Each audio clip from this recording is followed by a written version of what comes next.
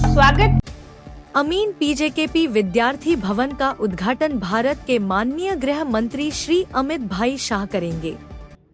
इस छात्र भवन में कुल 245 कमरे मौजूद हैं, जिनमें लड़के और लड़कियों के लिए अलग अलग कमरे हैं।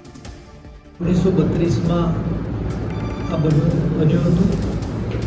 आजे विजन 2020 में जे नवा प्रोजेक्ट माटे बधाए आह्वान कर्युं हतुं कि આજે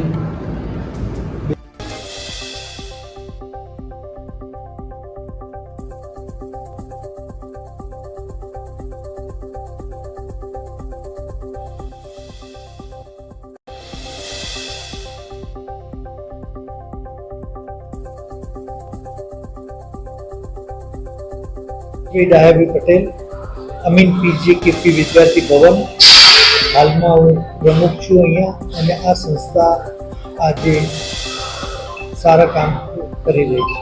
સાહેબ, આ ભવનમાં કેટલા વિદ્યાર્થીઓની કેપેસિટી છે અને અત્યાર સુધી કેટલા વિદ્યાર્થીઓ અહીંયા આગળ આ સંસ્થાની અત્યારની કેપેસિટી 1700 છોકરાઓની છે, અને અત્યાર સુધી આ 90 વર્ષની અંદર 40,000 બાળકોએ અભ્યાસ કરવા માટે અહીંયા રહેવાની સુવિધાઓ સતત મેળવેલી છે અને આજે રહે બી છે।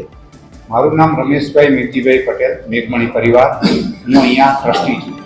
અચ્છા, આવતીકાલે જે કાર્યક્રમ યોજાવાનો છે લોકાર્પણ સમારોહ બે ભવન, શું કહેશો આપ?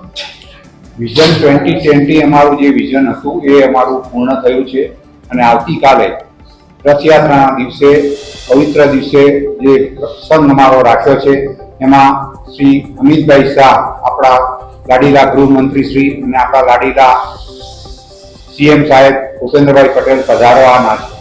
એમના હસ્તે લોકાર્પણ રાખવામાં આવે છે। ડાયાભાઈ પટેલ, અહીંયા કેપી વિદ્યાર્થી ભવનમાં ટ્રસ્ટી છું। ખાસ કરીને એકવાર સંસ્થાનો પરિચય આપો। આ સંસ્થા ક્યારથી શરૂઆત થઈ અને દીકરીઓની સુરક્ષાની શું ધ્યાન રાખે? વર્ષો પહેલા વડવાએ આ એક સપનું સેવ્યું હતું। અમદાવાદ જેવા શહેરમાં એક ભણવા માટેની ઉત્તમ ફેસિલિટીવાળી, સગવડવાળી અને દીકરાઓને જ્યારે પ્રશ્નો થતા હતા ત્યારે ભણવા માટેનું એક સગવડ માટેનું કેપી વિદ્યાર્થી ભવન 1932માં અમારા એમના સુપુત્ર અહીંયા છે, એમના પિતાશ્રીએ આ જમીનનું દાન આપીને આ સંસ્થા ઊભી કરી હતી।